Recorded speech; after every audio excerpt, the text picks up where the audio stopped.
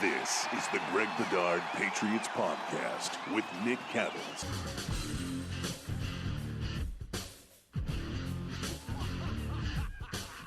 Hey everybody, welcome to the Greg Bedard Patriots Podcast. Nick Cattles is not here. I'm going solo on this one. This is the solo album of the Greg Bedard Patriots Podcast. But I do have a wingman, and it is none other than a BSJ NFL draft analyst, Kevin Field. Kevin, welcome. It's a popular time of year this year for you. We get to draft a little bit late. You've been doing a year round at BSJ and been doing a great job.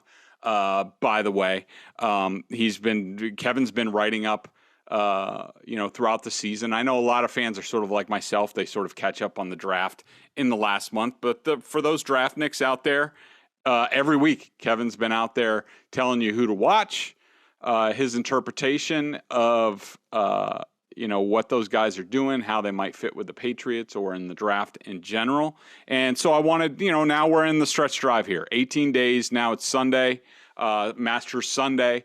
Kevin and I are potting because he's an international man of mystery, and I think he's getting on a plane pretty soon for a few days. But I sort of want to, in the run-up to the draft, we'll have Kevin once a week to offset our other podcasts. Probably draft week, we might go a couple times going in.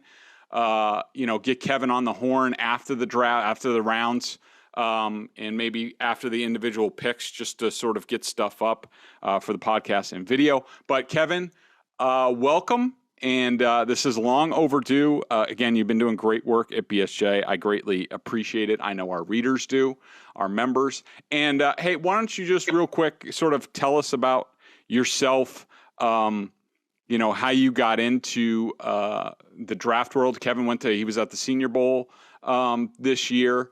I think his analysis has been really good for a guy who's somewhat new to it, at least in print, and sort of how you go about your job. How do you watch all these freaking guys? Yeah, thanks, Greg. Appreciate the opportunity. Super excited to be on the podcast today and speaking to all the BSJ members and Patriots fans. If you're a Patriots fan and you're not a BSJ member, as someone that has subscribed for a long time, I definitely suggest heading over there. Lots of great content on the site. But by way of introduction, my name is Kevin Field. I'm a born and bred local guy. I grew up. I can't tell from your accent. Yeah, exactly. And if I had a few pops, it would be even stronger, right? But I grew up a couple towns over from Foxborough. I've lived in South Boston for 15 years, as Greg kind of alludes to. I have a much different background than probably some of the other local media writers. I would probably frame that in the sense of there's three things I spend most of my time on. The first is just as all of us, family commitments. I think I'm wonderfully blessed on that side of the house, and they provide me a lot of opportunity and flexibility. I do a lot of work, a lot of football that I watch, as you kind of reference, Greg, and then writing for BSJ. The second thing that I spend a lot of time on, and I'm super passionate about, is I work for run a large business unit for a large healthcare company in Boston. I'm really passionate about that mission and making an impact on patients' lives. And I actually get to see that day in and day out kind of impact. My wife is an oncology nurse over at the Brigham and Dana-Farber. And then the third thing, which is why we're here talking today, is I'm a rabid Boston sports fan. When it comes to football, Patriots specifically, I am a pig in poo. I absolutely love it. I've always loved it.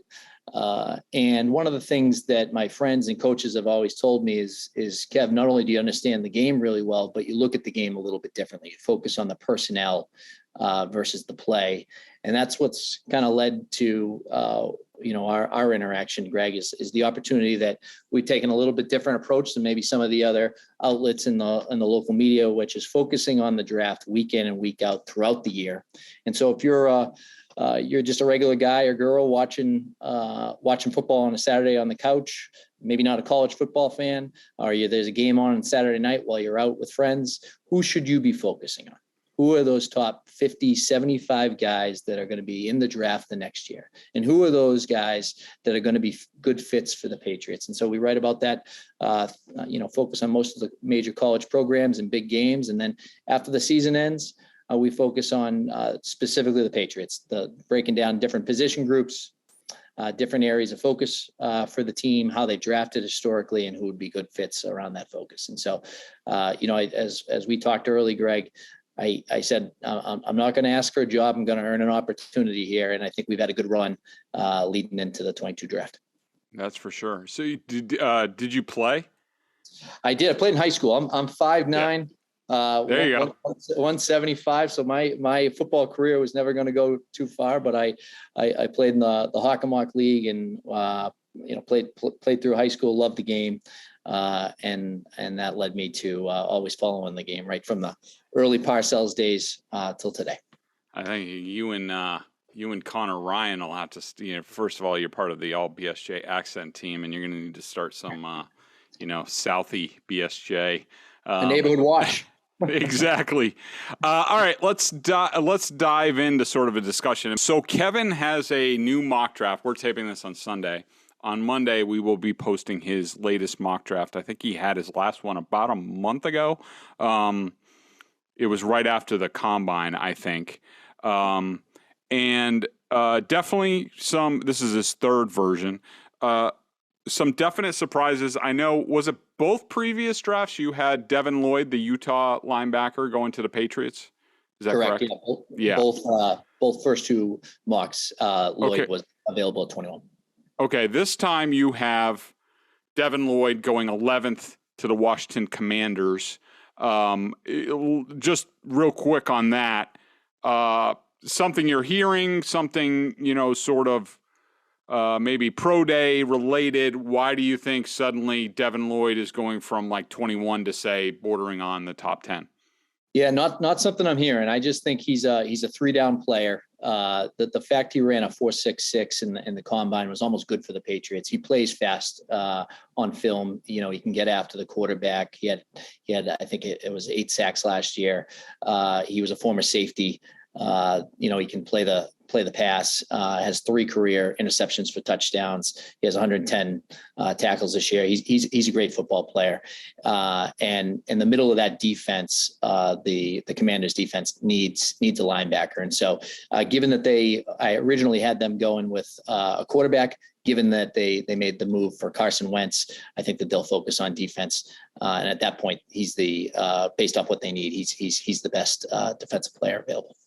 Who is the I've lost track of some of the other teams, especially a team as irrelevant as Washington. Who is it's Jack Del Rio is the defense coordinator there still. So yeah, I could see him definitely fitting in that scheme. Now for the Patriots, this was a little bit of a shocker. You have the Patriots at 21 trading down. Not a big surprise. I think the Patriots ultimately do that just because when you get into 21, when you get past about 16, 17, 18, you're talking about fringe first round prospects. And, maybe you want the 5th year, maybe you don't. That can be a factor, but why not trade down in the round? And that's what you have. Tell us about the scenario that you have for the Patriots and, why you think that might be an option. Yeah, I think that so just for the members so that they're aware. So I have the Patriots trading back to 30 with Kansas City making the trade there. I think the Chiefs are a classic trade-up candidate. They have 2 picks in the first round. They'll be looking to get a rusher. They'll be needing some secondary help. And Jamison Williams, that's the point in the draft where he'll start to be targeted if he's available. And so at that point, the Chiefs could say he's fallen enough. Let's go up to get him, given the cost.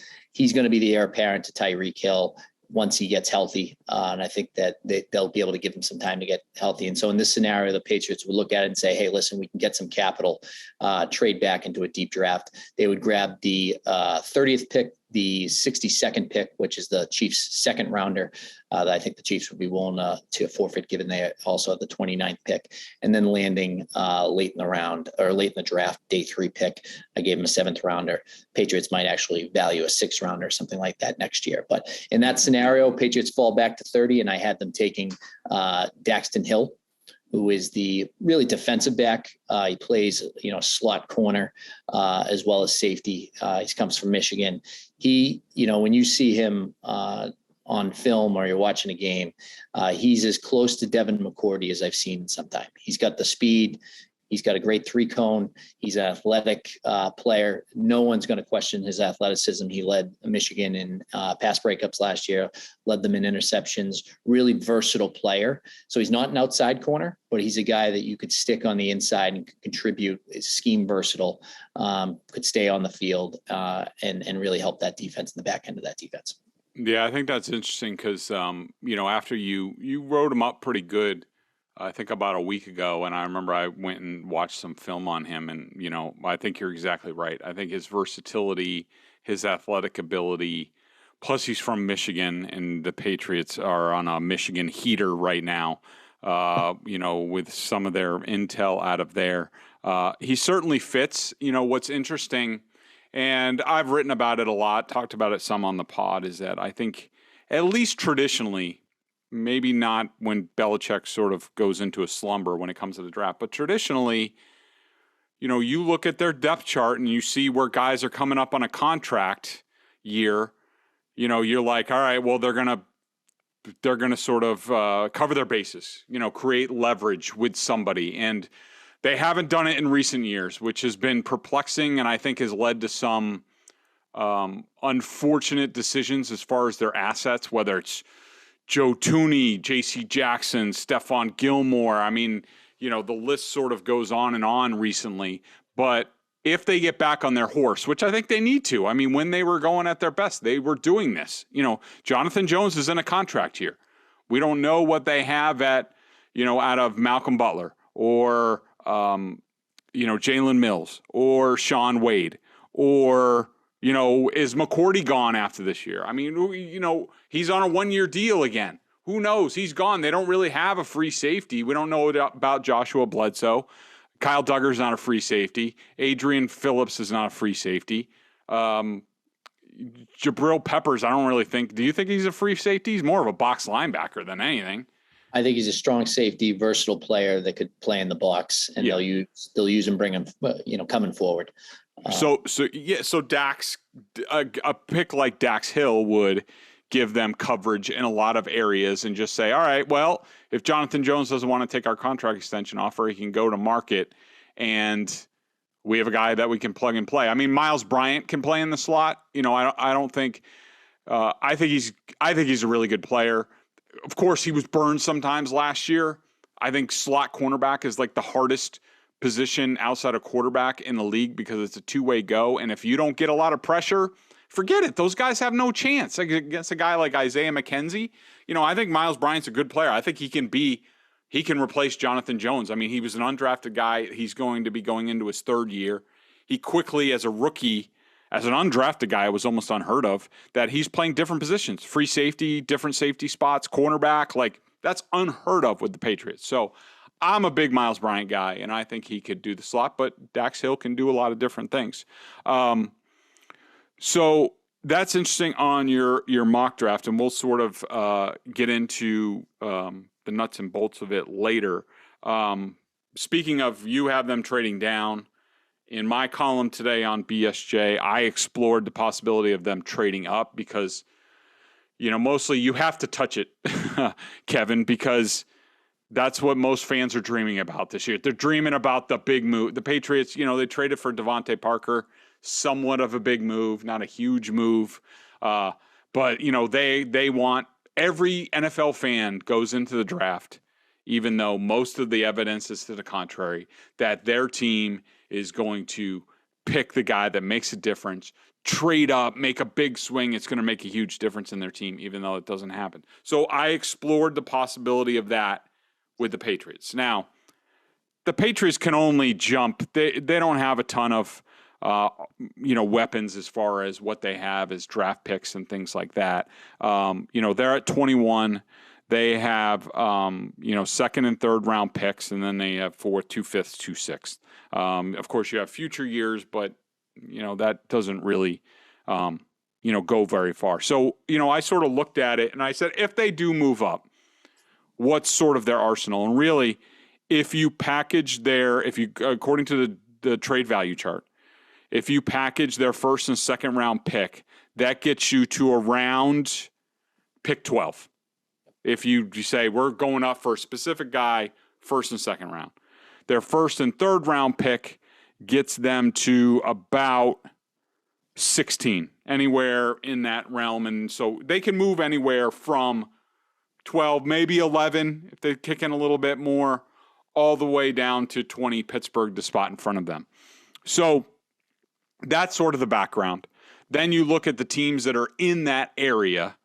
And to me, there's 4 teams that stand out. And actually, these 4 teams have 6 of the 8 picks from 12 to 21 or 13 to 21. That's the Texans, Nick Caserio, old buddy here. The Ravens, never been afraid to do a deal with the Patriots. They're very sure in their draft sort of philosophy. They don't really worry about what other people are doing. They'll trade with the Patriots. They've done it before. They were okay with losing Matthew Judon to the Patriots. The Eagles, probably the most popular Patriots trade partner ever. Howie Roseman, and it used to be Andy Reid and Joe Banner. Now it's Howie Roseman, loves to do deals with Belichick. They talk all the time, a lot of joint practices, things like that. And then you have the Saints. Sean Payton's no longer there, but Mickey Loomis, the GM, is still there. They still have a good relationship with the Patriots. So the Texans have 13, the Ravens have 14, the Eagles have 15 and 18, the Saints have 16 and 19. So really, we're talking about 13 to 19, somewhere in that range that the Patriots see somebody that they want, that they have to have. To me, Kevin, tell me if you disagree with this. Looking at the Patriots roster, pretty much they can line up tomorrow and be competitive. I mean, they have all their spots filled. Some fans might not like what they have, and of course, everybody thinks they need, a wide receiver, which they might need. But really, the Patriots have, at least decent starting guys at every position on offense and defense. This is normally the way they go, so they cover their tracks in terms of where they're going in the draft. But to me, there's 3 sort of glaring needs on the Patriots that I think if they were going to go up and target a guy, normally it's for a guy that, especially in the first round, it's a guy that addresses a huge need and can hit pretty quickly. We saw Dante Hightower and Chandler Jones. The last real trade up in the first round might have been the only one. You would probably know better than me. But Belichick had gone from not trading up at all to doing it twice in the same draft in the first round. And I think the Patriots, and also Patriots coming off 2011, they had gone to the Super Bowl, almost won the Super Bowl, but they were hot garbage on defense. They had no talent, and they jump up and they get 2 good guys who would impact quickly. You could sort of say the same thing about the Patriots right now, that they have defensively, some on offense, needs. See if you agree with this. The 3 glaring needs that I have for if the Patriots jump up in the first round, it's offensive tackle, because Isaiah Wynn's in a contract year. He's not even that good to begin with. He's average at best. Who's the starting left tackle in 2023? Is he on this roster? Could Trent Brown go over there and play? Yeah, maybe in theory, but on his return, they haven't shown any inclination to do that. I have a man coverage corner. Maybe they're just going to play zone and just say, hey, you can't play a defense anymore. The quarterbacks are too good. Jared Allen's too good, or Josh Allen. We're just going to play zone and hope to keep guys in front of us. They could be going to that. I don't know. Maybe they don't have man coverage corner. I have it on my list still because I think at some point in time, you need to be able to man up. And then I have an interior run stuffer, a guy that put him in there. He's going to take up blockers. They're going to be like, holy hell, we can't run through that hole. And I think that makes the Patriots immensely better. What do you think about those 3 needs? Do you agree? Are there any other things that you would add to that? And as far as immediate, they would trade up to solve this issue. I think the three positions you call out are the three biggest glaring needs, right? 100%, a couple guys, cornerback, if they start to slip, would make sense for them to reasonably think about going up to get Davis or somebody that can help stop the run for sure. And then tackle is a obvious position of need. And there is a little bit of a tier there that they would miss if they don't go up and potentially get a tackle. So that's definitely a place that isn't there going to be a run? Isn't there going to be a run on tackles at some point in the first round?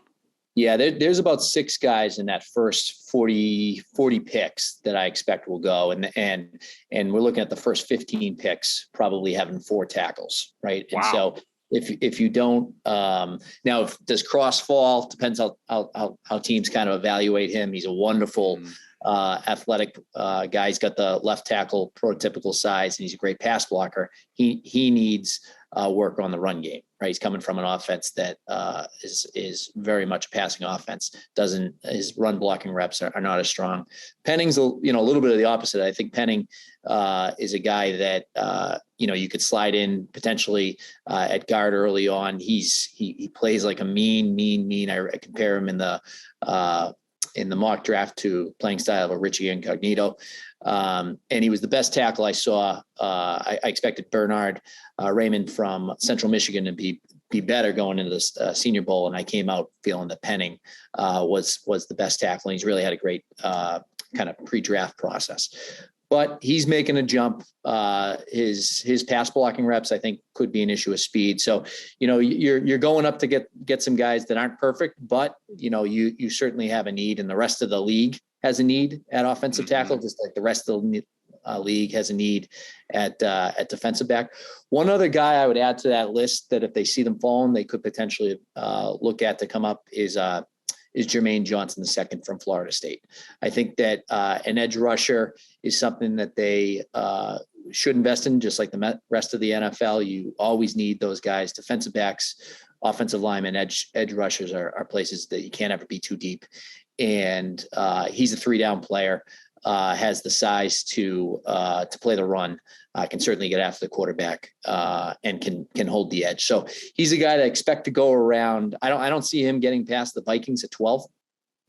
But if he did start to fall, that is somebody that they could think about going up and get. One last thing. I'll just say just one interjection on that. Like, I understand, you can never draft enough pass rushers, but the Patriots' recent history, they've thrown, a lot of resources at the edge. Chase Winovich, Josh Uche still hasn't gotten a chance. Ronnie Perkins redshirted last year. To me, if the Patriots do that, that means none of those guys can play. And that, there's a big problem. And I don't really believe that. I think that Uche and Perkins can both play. Of course, you also have Anthony Jennings, who we're not even sure what position he really plays, whether he's a edge guy or a stand-up guy. He did a little bit of everything at Alabama and looked like he was going to do that when he actually did play or hit the practice field, which was rare his first 2 years. But, yeah, I just wanted to interject that. Yeah, and I think that's a great point. I think that the Patriots will probably look at it as, we got 14 or 15 guys that we would think about drafting at 21. And then so if I did the percentages, I would say, I think there's a 10% chance they go up. Right. And I think that only happens if there's someone that they really love that fits those positions. That's only going to cost them, a few picks, even going up to 12 starts to become a lot. Right. So if it's 3, 4, 5 picks, I think it's something that they would think the cost is reasonable. You're never a player away. No matter how close we like to think we are, they'll think the same. And so I think there's a 40% chance they stay at 21. They can get a good player there. We'll talk about some of the guys that will be there probably in a minute or two. And then I think there's a 50% chance, just as we talked about in the mock, that they're going to say there's someone else. We have 3, 4 guys, 2, 3 guys that we feel comfortable with being there. If we trade back, we can get some more capital, which will allow us to work the board the rest of the weekend, and they'll look to trade back. But if they were trading up, the one guy I would want them to really trade up for, I'd be comfortable with kind of any of those guys. If Stingley starts to fall, he immediately makes your defense better next year. Jordan Davis, how he tested. What about the injuries? I heard this off one of the member comments asked about Stingley and his injury history. What do you think about that? Yeah, so the foot injury, the medical and his interview are going to be the most important part of his evaluation. And of course, that's a place where we won't have insight, but you got to trust them on that. He's got a foot injury he's coming off of, and that's one that can linger. And so if they're comfortable with it, then I think, you got to assume he'll be fine going forward. He is a top of the draft type talent. All right. His last 2 years, he's only played 10 games. And he didn't play at the level that I would have liked to have seen him played. But to be clear, his freshman year, when LSU won the national title, he was the best player on that defense. If you were to talk to, Chase or Jefferson, those two wide receivers that are, already making a huge impact on the NFL, they would tell you the battles that they had in practice, he was the best player that they went against. And so it's a great corollary between the ability to make an impact as a freshman in college and their ability to make an impact as a rookie in the NFL. And Stingley would immediately make your defense better. I don't think there's a chance he's there at 21. I know that you see some mock drafts that he's fallen. If he is, there's might be something that they're aware of or other teams are aware of that we're not. But even though he's played 10 games over the last 2 years, at that point, it is worth the risk. He immediately would make your defense better next year. Wow. Did you have something on Davis to add before we? Yeah, I like Davis. I've been writing about him kind of all year. That he's. I think the example John Henderson example was kind of spot on. Hell yeah. It looks the part, and I think like Daryl Gardner too. For I grew up a Dolphins fan. You get. The Patriots could almost have their Daryl Gardner and Tim Bowens with Barmore and Jordan Davis. I mean, I love Jordan Davis. He's a mountain of a man. He can't be moved. He pushes the pocket, would make people feel uncomfortable there. I mean, just imagine Tua trying to throw the ball over him. Like, I don't know. I get irrationally excited when I think, of course, I have an affinity for big guys, sort of a former big guy myself, and I just get excited thinking about him in the middle of that line.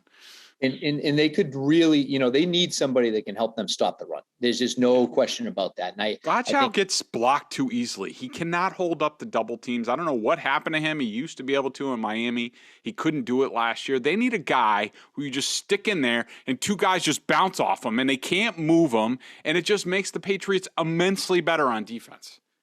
100%. Now one thing on Davis and then to the point that you made. The key point for Davis is that he plays at 340, which is where he tested at the combine, and he showed up. One of the things that Devontae Wyatt, who's another D tackle from Georgia, said, I talked to him at the Senior Bowl, and he said, after that Alabama SEC game, they were floored. They felt like that they were out of shape, and Alabama was in a lot better shape, and Kirby Smart, essentially got on them after and in between the national title game or the playoffs and the SEC championship. And Jordan Davis played at least at 360 last year, right? And so they have a deep rotation down there where he only played 20 snaps a game. But if he's going to make the impact that you really want him to make, if you're picking him in the first round, he's got to play at that 340 number because he's plenty big, he's plenty strong at that number. What he did at the combine, he's a freak athletically. That's rare, and that's why he's worth it. But he's got to keep his weight in check. Now, the other guy I like is a nose tackle, and I've written about this quite a bit, is Travis Jones from UConn. Yeah. A lot of these guys that are nose tackles, they're bigger guys. They're not necessarily in the best shape in the world, but they're bigger guys. They're strong. Travis Jones he's the guy that, if you're in a dark alley, you want him on your side. And all I could think about when I met him, big shoulders, big hands, just a big dude with a broad chest. And I just remember, my first thought when I met him is, boy, that's the guy when they break the huddle and the other team comes to the line of scrimmage, you want him standing over the football. Really, really, really big kid. that was very impressive down the Senior Bowl. I don't know if he'll be there at 54, like the mock has it, based off of what the mock draft I did. That would be a wonderful pick at 54 if he was still available. We have been talking for about 20 minutes, probably more than that, a half an hour, about what the Patriots might do, sort of their options in the first round, and we have not talked about receiver. I noticed that in your mock draft, you have guys on the clock at Patriots picking at 21 when they trade down. You have the Chiefs taking Jameson Williams from Alabama. You have Chris Olave from Ohio State going the pick after. Then the pick after that, you have Johan Dotson from Penn State who can play slot. I think when people see this, they're probably going to go jump off the Tobin ahead of time. Look, I know, and people know from listening to me, I'm not reaching for a wide receiver. I think the Patriots are, would I like to see them get better? I just think you can do it later. Get somebody with some upside, some speed, a speed element, maybe a slot guy later on in the draft. All these drafts are deep in receivers. Just Belichick has to, decide to pick one once in a while, not like N'Keal Harry. But sort of, what's your thinking about not taking a receiver, trading up for a receiver, or even taking one at 21 and letting the Chiefs get Jameson Williams, the Packers and Aaron Rodgers getting Chris Olave, and Kyler Murray getting Johan Dotson? Yeah, and so I appreciate that might be relatively inflammatory for fellow Pats fans, and Field, you're a hater. What the hell are you doing? And I want them to have that talent on the outside too, right? But I just don't think it's in necessarily the DNA for them to do that, given where they're at right now.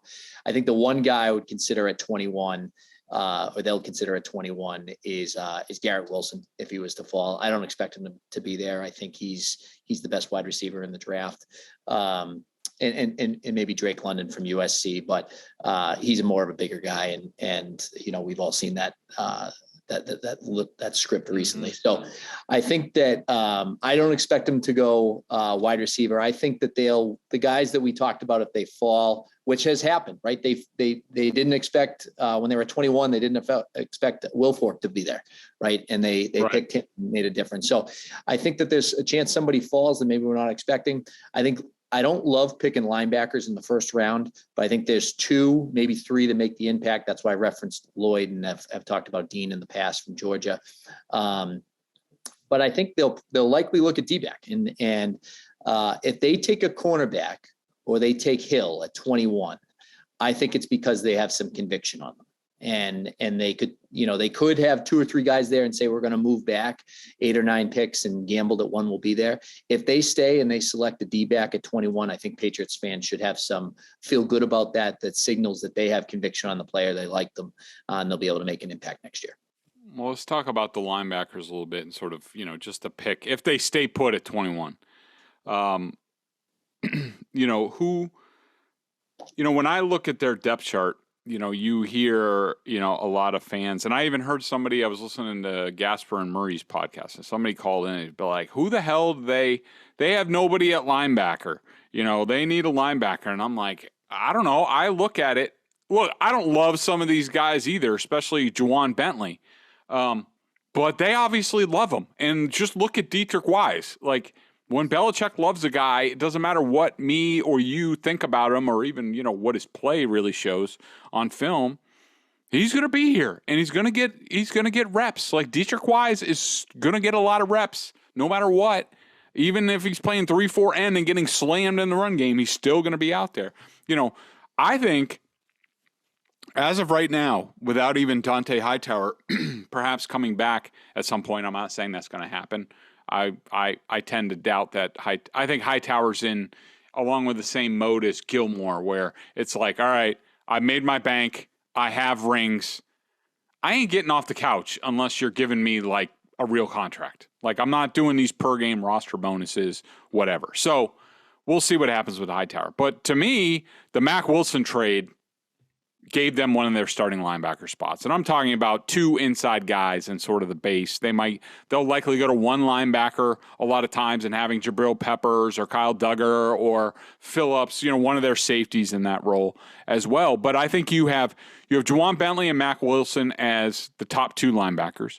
You have Raekwon McMillan, who was I've always liked him as a player, especially a very good inside blitzer. I remember watching a lot of his film. I liked it when he was with the Dolphins. They had big plans for him last year till he got hurt.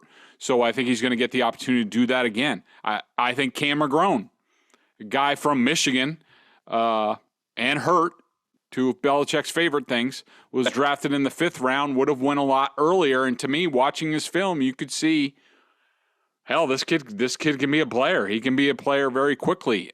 He's got some athletic ability and things like that. Matt Patricia loves Jelani Tavai, who he had in Detroit and brought here, and he got some reps last year. Harvey Langey's always been sort of a favorite around here, even when he went to the Jets. I thought his Jets film against the Patriots was excellent. And then Terez Hall is a guy who was stuck around.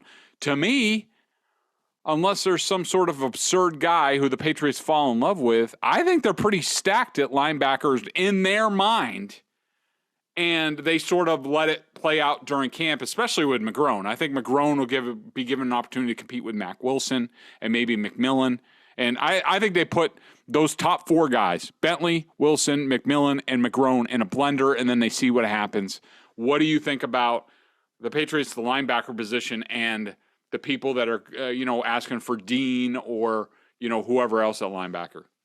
Yeah, I think we disagree there a little bit. I think that those guys are fine NFL players, right? Or hopefully. What do you think of McGrone? What do you think of McGrone coming out? He's a good athlete. He ran fast. He's going to be, the people that are asking for a little bit more speed. He's like 6'1", 235. He was good, showed good instincts at Michigan, but he missed, later part of his his last season there. And then they drafted him, obviously with the intention of him playing this year and being a guy that they could potentially slide in. But I don't think he's necessarily a difference maker. And I think about some of their best defenses. Even you can go back to Bill's days with the Giants, but just focusing on the run with the Patriots. They went from Bruschi to Gerard Mayo to Dante Hightower to then drafting Jamie Collins. So they clearly value somebody in the middle of that defense that can be a difference maker and rally, really be a leader of the defense. Mm-hmm. And I don't think they have that with any of the people that you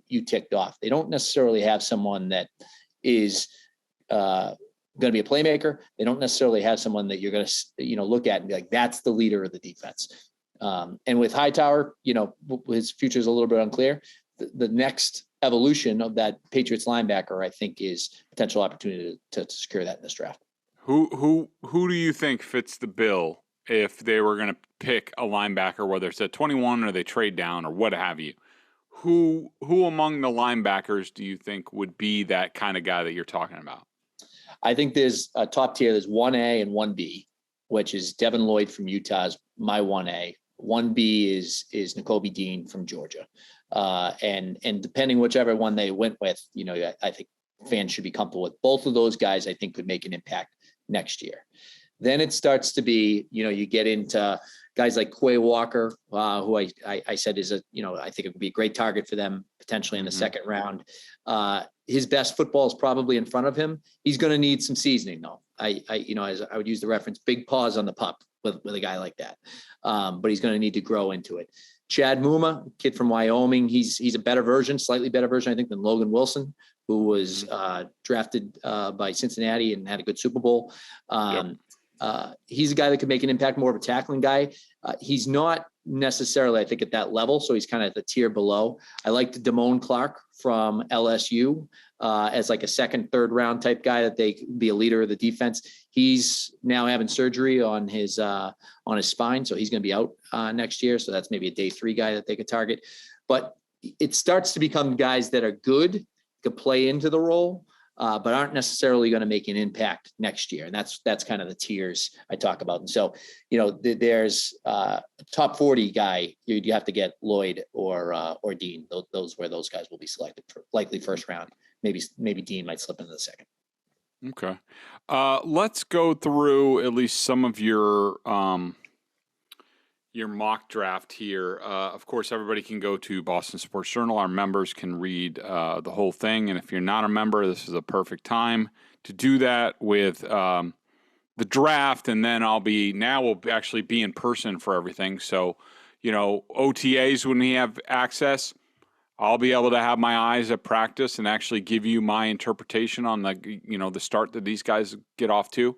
And, and by the way, despite any misinformation out there, I learned a long time ago. I've been doing this 20 years. Every year you live and you learn as far as doing this job. And I learned a very long time ago, I don't give a crap who the Patriots pick. Certainly I will have my binkies that I would want them to pick. But as far as the draft goes, the Patriots pick who they pick, and then we judge them in 3 years. And I might say certain things and give you certain information, like Christian Barmore last year after the draft pick. But as soon as they get on the field for the Patriots, it starts a new era. They are now judged by what they do with the Patriots. What's in the past is in the past. They get a clean slate here, and then they are judged by what they do on the practice field, on film, on game day. And, I know there's a lot of, people who still give me crap about Christian Barmore, but I think my evaluation and reporting on him was highly accurate throughout. And from the time he hit the practice field, I thought he was a tremendous player and was going to have a tremendous impact. I thought he had a great rookie year. Can't wait to see how he follows that up. Some guys take the next step and keep going. Some guys get the taste of being a pro and sort of, maybe don't work out as hard and sort of slip. It's not specific to Christian Barmore. I look at all draft picks that way. So I just wanted to sort of say that as backdrop. So, coming over to BSJ, it's a good time because we never quit with the NFL and the draft. And I'll be at the practice. I'll be at the mini camps. We'll take a little bit of a break. Well, the NFL world will. I won't, other than a week off there in the middle of July to do a long-awaited family vacation. But other than that, we'll be going full steam, and then it's in the training camp. So join up now. You're signed up until the draft next year, and you will get your money's worth. So I'll read off your picks. Kevin, you sort of give me a quick take, including, I think, a little bit of a shocker here, that the Jaguars do not pick Aiden Hutchinson from Michigan. You have them taking Evan Neal, the tackle from Alabama. Yeah, I still haven't taken Neal. It just makes a ton of sense to me that they would continue to invest in Trevor Lawrence. I know that Hutchinson's a relatively clean prospect, but a lot of people in the mocks have moved away from Neal because of they re-signed or they tagged Cam Robinson, their current left tackle. Not a fan. Yeah, Neal or Icky, the tackle from NC State, both of them can play guard right away. And so I just think it makes a lot of sense to invest in tackle up front, which would protect Lawrence, and then go get an edge at the top of the second round, which there should be ones available. Number 2, the Detroit Lions select in what could be the greatest head coach second overall pick pairing of all time. Dan Campbell runs to the podium to select Aiden Hutchinson from Michigan. Yep. Lions fans would be awful happy with this local Michigan kid. His father still practices medicine at the University of Michigan. And so it's kind of a no-brainer pick for that team. At number 3, the Houston Texans select safety Kyle Hamilton from Notre Dame, who I think I have seen a little bit this week where some slippage, and even one of the Patriots writers, I'm not sure who, it might have been, I don't even know who it was, predicted that he slips down in the draft and the Patriots trade up to get Kyle Hamilton. Is that because of his running time? Is that sort of like the knock on Hamilton, even though I hear his film is just sensational? Yeah, he ran a 4.59 combine, and then his pro day, I think he may have been in the 4.6s. He plays faster than that. This is a pick I don't have quite as much conviction on, but he's the cleanest guy in the draft, right? As far as from a prospect perspective, he's going to be a good player at the next level, no question about it. Interesting pick for Nick Caserio. now that this is his first full draft. How's he going to look to build his team? Safeties don't traditionally go this early. Cornerbacks don't even usually go this early, which I think is ironic given that it's a passing league. But it is super early for a safety to be going. He's a defensive chess piece. That's the value of him. He's 6'4", 220.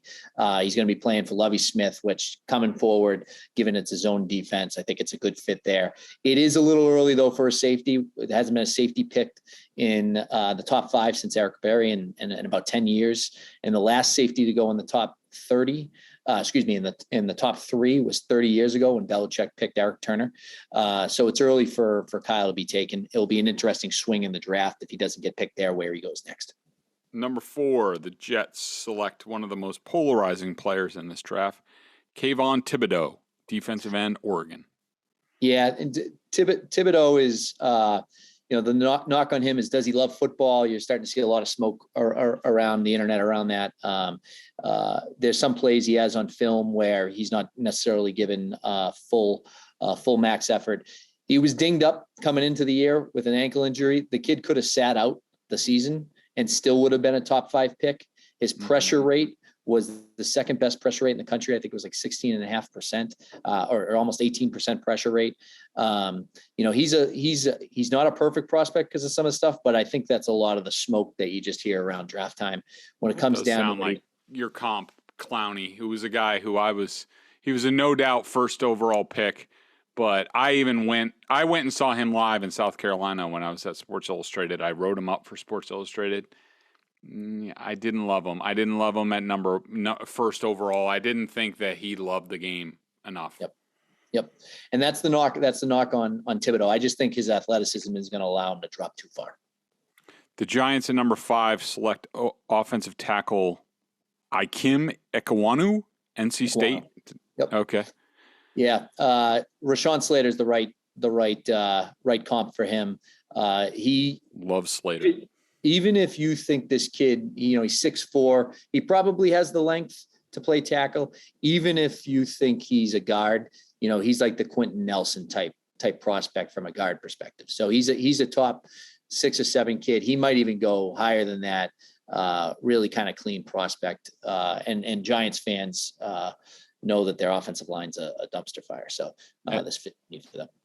At number 6, the Panthers get their, we think, quarterback of the future, Kenny Pickett from Pittsburgh, Mr. Two Gloves himself.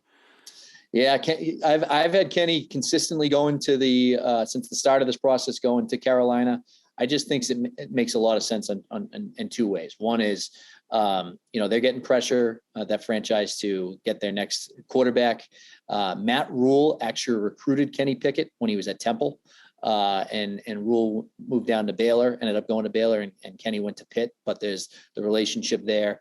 He's the most pro-ready of the quarterbacks coming out of the draft. Carolina needs it, and I'm not worried about the hand size playing down in Carolina, given their a little bit warmer weather and they play in domes, in that division. Let's I'll name off some picks if there's something certainly pressing that you want to add on, explanation front.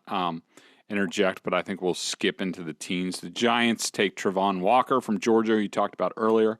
The Falcons get their quarterback of the future, Malik Willis from Liberty. The Seahawks take Sauce Gardner, the cornerback from Cincinnati. The Jets get Drake London from USC. That would be interesting, and put him with Elijah Molden on the inside. Plus what the other stuff that they've done. I think they've had a good offseason. That would be interesting. Commanders take Devin Lloyd, we talked about. Vikings at 12 take Jermaine Johnson, who you mentioned earlier. Interesting here, the Texans take Trevor Penning, the tackle from Northern Iowa, who we talked about. Interesting Taylor Lewan comp that you had. This is where I think, if the Patriots have if they want to tackle, and they have a inkling that Caserio might take one, do they jump up and take Penning here? Yep. Yeah, there's definitely a chance that could happen. I think Houston's going to look tackle at whether it's with 3 or here where they could get Cross or Penning. It's getting risky for them, even if they're waiting for tackle here at this point. And I think Houston's needs, in my mind, is, they got to go best player available. I think it's the easiest way to kind of frame it. But they weren't a very good run blocking team last year, and they gave up the most yards per pass in the league, right? And Justin Reed just left or signed with Kansas City. So those kind of the two places I was thinking with that. Either they go tackle early or they go defensive backfield late if they don't trade. The Ravens, and we're getting into the trade up territory and players that we've mentioned that the Patriots could be interested in. The Ravens take Derek Stingley Jr., the cornerback from LSU. That would sting. But the Ravens might just stick. I mean, they just signed Calais Campbell, so I don't think they'll be involved in Jordan Davis now. I think they're good. Two-year deal for Davis. The Eagles take Garrett Wilson, Ohio State. If Garrett Wilson is available at 15 and the Patriots don't trade up with Howie Roseman, Patriots fans are going to lose their freaking mind. Yeah, Kevin. I hear you. And listen, I wouldn't be upset if they picked a wide receiver, right? Because that means that they're going to have a ton of conviction on the guy, and I could see the value of stacking a weapon with Mac. But Philly fans are going to want a wide receiver themselves, and Philly fans are going to walk out of this draft with a wide receiver, a defensive back, or a linebacker, right? That's what they're chanting for down there. The Saints take Charles Cross, the offensive tackle from Mississippi State, who we mentioned, at 16. At 17, the Chargers, and I love this pick because it totally fits what they need because they suck up front. Jordan Davis from Georgia. If he's there and the Patriots don't jump up to 16 to get him, I'm going to be mighty ticked off. At 18, the Eagles take Trent McDuffie from Washington. Tell me about McDuffie, because that's I don't know a lot about him. And if they're looking for a cornerback, like, how would you compare him to Stingley in terms of, should they want to trade up for him? Yeah, if they trade up for him, I think that's a good sign that they like him. I think the breakdown on Trent is that he's a really good player. He's a 3-year starter, first team Pac-12. He's not the biggest guy, but he's a competitor. He tackles really, really, really well.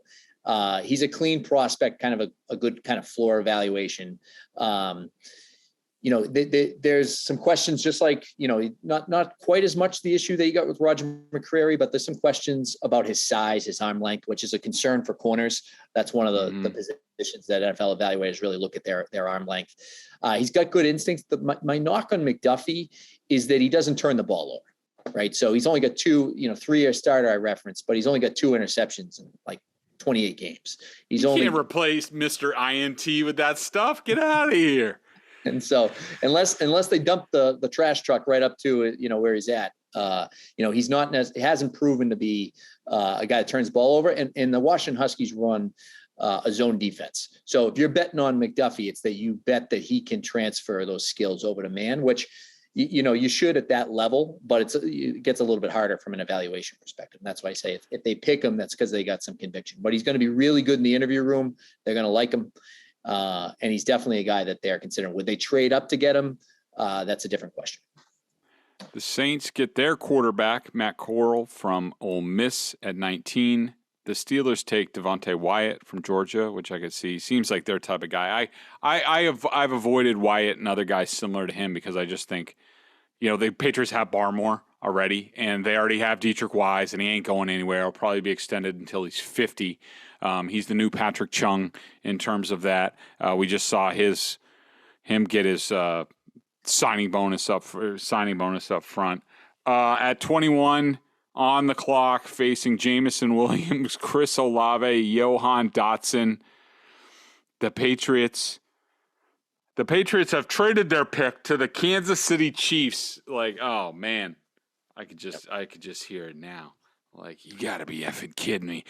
Bill doesn't know what he's doing anymore. He's totally washed up. The game's passed him by. Like, I could totally hear it now. This is a gift for Felger and Maz right there. I mean, that is. Oh, my God. Talk radio will be burning up if it plays out like that. But I think there's a decent chance it could. And the Patriots end up taking At 30, they take Dax Hill from Michigan, who I think, where did they take McCourty? Like 31, 32 out of Rutgers? He was right at that back end. I think he was 32 right out of Rutgers. He was 32. This would be 30 after passing on a bunch of guys that they could use. Kevin, I am rooting for things to work out this way because it would be mass chaos and it would be a lot of fun watching. And I'm not into, the rookie year. Hey, how are they doing? Look what this guy's doing. I'm not interested in that. Maybe second year we could talk about it a little bit, but really the third year, and you got to see how things play out. I'm very much in the boat. Yes, I'm critical of Belichick. I'm not a moron. I have eyes. I see what's going on. I see what the record is of the last 40 games. Robert Kraft, I backed a lot of us up who have been critical about where this team is and where it might be going with his comments about the drafts, about no playoff victories. But still, I give Belichick a wide berth. Belichick has earned the opportunity to do whatever he wants in terms of how he did this offseason with free agency and the trades and the draft. I do not hate Bill Belichick. He can do whatever he wants. We will sit back and judge. The scoreboard will be plain to everybody. We all saw it some of those years. You can read the rest of the draft, including, and this is the most interesting part for me, and I think our members love it. Kevin predicts their picks. If they sit where they are, of course they won't. They'll trade down 5 times. But some of their picks: Dax Hill, Travis Jones, Chad Mamuma. They do get a tackle and a couple other needed things. So make sure you check that out on BSJ. Let's get to our member question of the day. Check us out over at BSJ for $39.99 on our annual plan. Not only do you get top-notch analysis of all the Boston Pro Sports, plus Kevin's draft analysis year-round, but if you're a Patriots junkie and if you're listening to this podcast, you are, then a membership at BSJ gives you access to a ton of video analysis Bedard does on the coaches film. I will be doing a game film piece on Mac Wilson this week.